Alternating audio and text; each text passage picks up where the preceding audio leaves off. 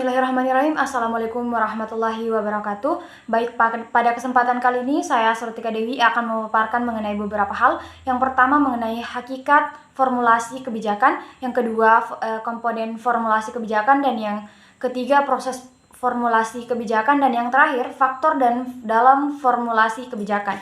Adapun hakikat formulasi kebijakan adalah proses pengembangan dan penyusunan rencana tindakan yang diambil oleh pemerintah dan lembaga lainnya untuk mengatasi suatu masalah atau mencapai tujuan tertentu.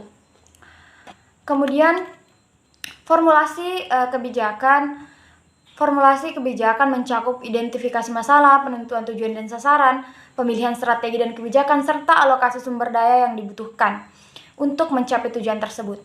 Adapun komponen formulasi kebijakan pendidikan meliputi analisis kebutuhan, di mana menentukan kebutuhan dan masalah pendidikan yang harus diatasi, ada persiapan penetapan tujuan jangka pendek dan jangka panjang dalam sistem pendidikan. Kemudian ada penentuan kebijakan, menentukan kebijakan-kebijakan yang diterapkan untuk mengimplementasikan strategi dan mencapai tujuan.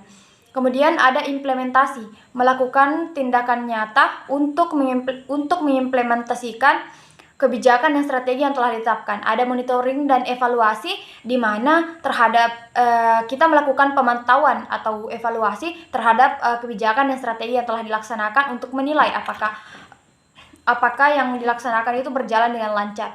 Kemudian ada langkah-langkah dalam proses formulasi kebijakan. Yang pertama ada identifikasi masalah, di mana di sini kita menentukan masalah. Yang kedua ada analisis situasi, menganalisis situasi dan permasalahan yang terkait. Yang ketiga ada penentuan tujuan, menetapkan tujuan, kemudian ada penyusunan strategi, menentukan strategi yang akan dilakukan untuk mencapai tujuan yang telah ditetapkan, dan kemudian ada implementasi, melaksanakan kebijakan strategi yang telah ditetapkan. Dan juga ada yang dinamakan dengan mentoring dan evaluasi, melakukan pengawasan dan juga evaluasi terhadap implementasi kebijakan dan strategi yang telah dilaksanakan. Kemudian ada aktor dalam formulasi kebijakan meliputi pemerintah.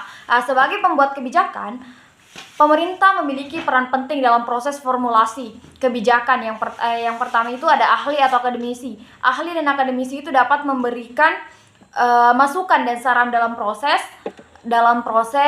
formulasi kebijakan, serta melakukan advokasi untuk mempengaruhi kebijakan yang diambil. Kemudian ada pihak-pihak yang terkait, di mana dalam masalah yang ingin diatasi dan juga tujuan yang ingin dicapai dapat menjadi aktor dalam proses formulasi kebijakan, seperti orang tua siswa, guru, dan organisasi dalam perusahaan. Baik, saya rasa cukup itu. Wallahul muwaffiq ila aqwamit thoriq. Wassalamualaikum warahmatullahi wabarakatuh.